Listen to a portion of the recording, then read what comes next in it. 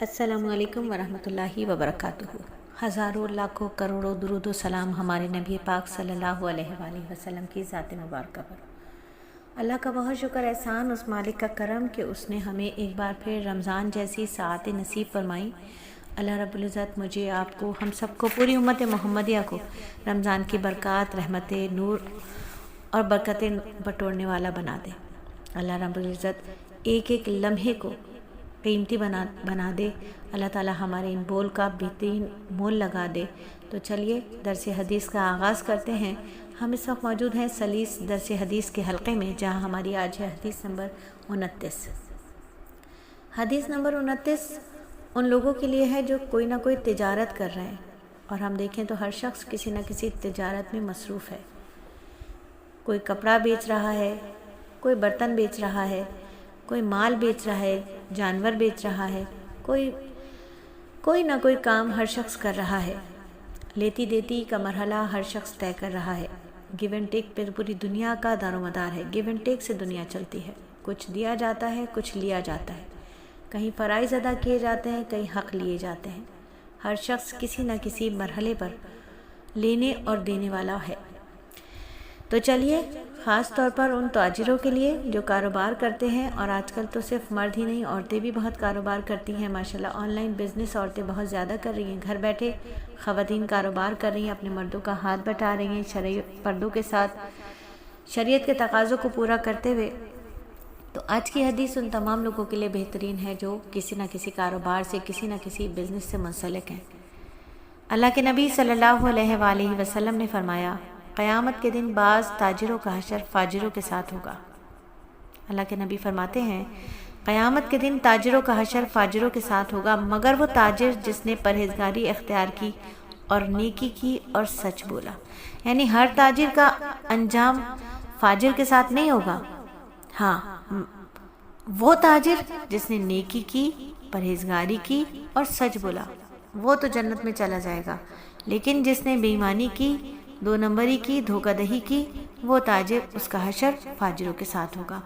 تو اپنے کاروبار کرتے وقت ہمیں یہ دیکھنا ہے کہ ہم کس طرح سے کاروبار کر رہے ہیں۔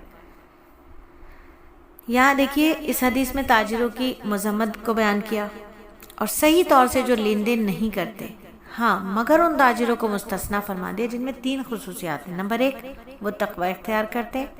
نمبر 2، وہ نیکی پر چلتے۔ نمبر 3، وہ سچ بولتے۔ تو تجارت کے جو اصول ہیں، اگر ان اصولوں کو اپنایا جائے تو تجارت کے اصول اپنانے کے ساتھ جب کام کیا جائے گا تو پھر انشاءاللہ تعالی ایسے تاجر جنتی ہوں گے۔ لیکن جو تاجر تجارت کے اصولوں کے ساتھ کام نہیں کرتے، اچھے اور برے کی شاید وہ پہچان نہیں رکھتے، ان کا کام صرف اور صرف یہ ہے کہ وہ دنیا کما لیں، مال بنا لیں، نہ ان میں دیانت ہو، نہ ان میں اخلاق ہو، نہ ان میں نیک نیتی ہو، تو ایسی تجارت کرنا خود ایک وبال ہے۔ اور پھر آخرت کا کیا ہوگا کہ آخرت میں ان کا حشر فاجروں کے ساتھ ہوگا۔ اب بری تجارت میں کیا چیزیں ہیں جن سے ہمیں بچنا ہے؟ نمبر 1، جھوٹ نہ بولیں۔ یعنی جو چیز ہے اس کو جیسا ہے ویسی ہے کی بنیاد پر بیچیں۔ جھوٹ بول کر، اس کی تعریفیں کر کر، بڑھا چڑھا کر اس کو بیان کرنا، یہ نہ کریں۔ دھوکہ نہ دیں۔ آج ہم دیکھ رہے ہیں کہ دھوکہ کھلی آنکھوں سے ہم دھوکہ دیکھ رہے ہیں۔ ناپ تول میں کمی، ایک تو یہ تو دھوکہ ہے ہی ہے، ناپ تول میں کمی ہے۔ پھر نقلی چیز کو ایسا اصلی بنا کر پیش کرتے ہیں، دکھاتے کچھ ہیں اور دیتے کچھ ہیں۔ کتنی دفعہ خود میرے ساتھ بھی ہوا ہے، آن لائن پر مجھے دکھایا کچھ، بھیجا کچھ کیا۔ تو کیا سمجھتے ہیں یہ بیچنے والے؟ کیا سمجھتے ہیں یہ کیا بیچ رہے ہیں؟ یہ قیامت میں ان کا حشر کہاں ہوگا؟ پھر لالچ اور ہرس ان کے اندر زیادہ، جس تاجر میں زیادہ ہوگی وہ ہر حال میں منافع کمانا چاہے گا۔ وہ تو سوچے گا ملاوٹ کروں، کسی طرح سے بھی کروں، میں اپنا کاروبار بڑھاؤں، اپنا لالچ اور ہرس اس کی ختم نہیں ہوگی، چاہے اس میں کسی کا نقصان ہی کیوں نہ ہو جائے۔ پھر بد اخلاقی، جب مال کو بیچ رہے ہیں تو اخلاق سے، میٹھی زبان سے بیچ رہے ہیں۔ اپنے خراب چیز کو بیچنے کے لیے میٹھی زبان کا استعمال کیا، اور جب بتایا کسٹمر نے کہ یہ خراب چیز ہے تو پھر اس کے ساتھ بد زبانی کی، بد اخلاقی کی، سخت لہجہ اختیار کیا، نمبرز کو بند کر دیا، یا دکان پر گئے تو ہاتھا پائی اور مار کٹائی تک بات پہنچ گئی۔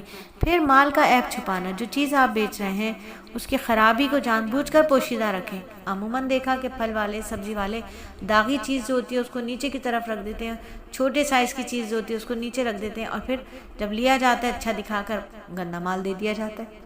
اسی طریقے سے کپڑے والا سانٹ والا کپڑا دے دیتا ہے، بور والا کپڑا دے دیتا ہے، خراب کپڑا سیل کر دیتا ہے۔ تو قرآن میں تو ویسے ہی سورہ مطففین میں اللہ رب العزت نے ناپ تول میں کمی کرنے والوں کے لیے سخت سخت عذاب کی وعید دی ہے۔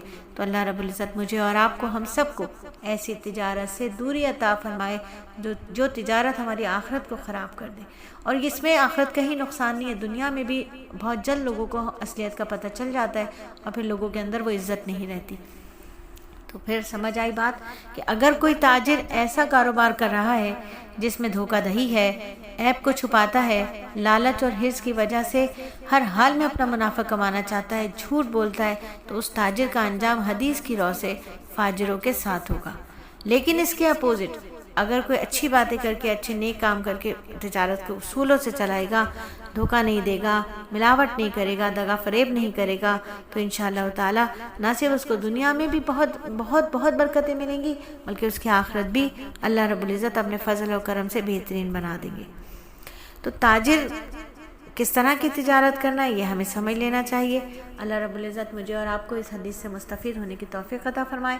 اگر آپ کو یہ حدیث سمجھ آئی ہے، اس کی تشریح تھوڑی سمجھ آئی ہے، تو پھر ایسی خواتین کو جو گھر بیٹھے کاروبار کر رہی ہیں ان کو بھی یہ حدیث فارورڈ کر دیں تاکہ انہیں بھی منافع حاصل ہو دنیا اور آخرت کا، اور ہمیں بھی، ہمارے حق میں بھی یہ حدیث کا درس بہترین صدقہ جاریہ بن جائے۔ آمین ثم آمین۔